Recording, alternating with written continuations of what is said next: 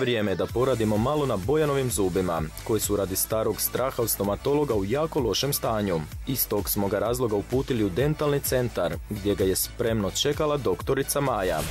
Konzumacijom hrane pH vrijednost u našim ustima mijenja se u kiselo, zato mnogi stomatolozi preporučuju pranje tek 30 minuta nakon jela kako se ne bi uništio zaštitni sloj na zubima. Dobar dan. Bojan, dobrodošao. Dobar dan, hvala. Konačno si došao. Konačno. Izvoli. Hvala lijepa.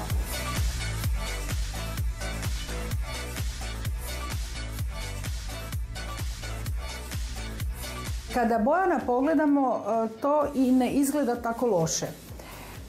On ima gubitak zubi u stražnjim regijama, međutim, ja to zovem slučaj sa perspektivom. Nadomjestit ćemo zube u stražnjim regijama, u prednjoj regiji će dobiti ljuskice. Ti si se dugo odlučivao da dođeš i eto, sada ćemo početi. To će biti jedan prekrasni rezultat, neće brzo biti gotov, ali u roku 2 tjedna, 3 tjedna ćeš imati stvarno jedan prekrasan osmijeh.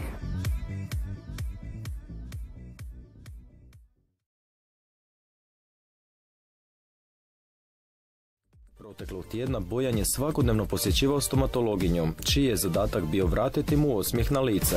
Rekonstruirali smo stražnju regiju gornje čeljusti sa mostovima jer nažalost implantate nije mogao dobiti zbog loše kosti.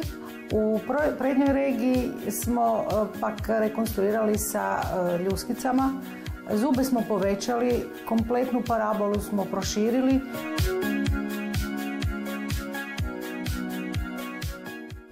Za blistavi osmijeh pobrinula se doktorica Štimac ugradnjom porculanskih ljuskica i krunica, a na posljedku smo mu u potpunosti promijenili styling.